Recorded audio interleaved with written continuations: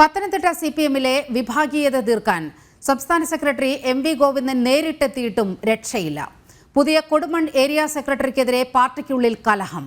ജില്ലാ secretary K P. ഉദയഭാനുവിന്റെ area സമ്മേളനത്തിൽ മത്സരത്തിലൂടെയാണ് area സെക്രട്ടറിയായി ആർ.ബി. രാജീവ് കുമാർ തെരഞ്ഞെടുക്കപ്പെട്ടത്.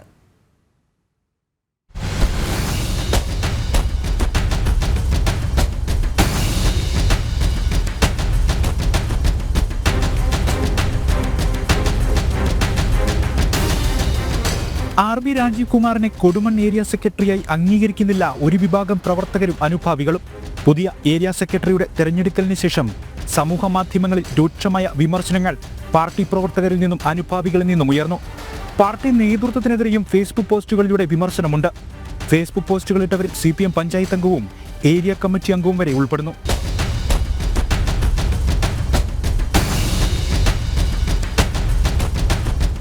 ഇന്നലെ കഴിഞ്ഞ കൊടുമൺ ഏരിയ സമ്മേളനത്തിൽ സെക്രട്ടറി സ്ഥാനത്തേക്ക് കടുത്ത മത്സരമാണ് നടന്നത്. ജില്ലാ സെക്രട്ടറി കെ.പി. ഉദയഭാനുവിന്റെ ഏരിയ കമ്മിറ്റിയാണ് കൊടുമൺ. മത്സരം ഒഴിവാക്കാൻ നേതൃത്വം ഇടപെട്ട് തീവ്ര ശ്രമം നടത്തിയെങ്കിലും വിലപ്പോയില്ല. പാർട്ടിക്ക് ചെറുക്കാവുന്നതിലും അപ്പുറമായിരുന്നു വിഭാഗീയത.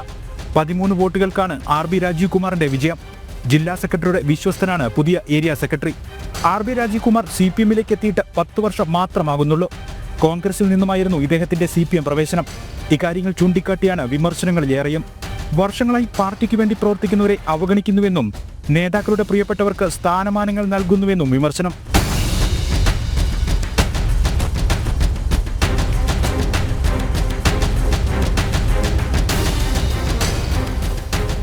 പത്തനംതിട്ടയിലെ വിഭാഗീയത പരിഹരിക്കാൻ ഇന്നലെയാണ് സംസ്ഥാന സെക്രട്ടറി എം.വി. ഗോവിന്ദൻ ജില്ലയിലേക്ക് നേരിട്ടെത്തിയത്.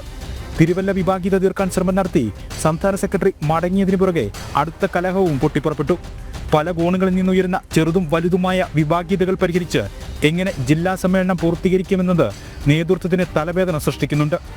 ജനം, പത്തനംതിട്ട.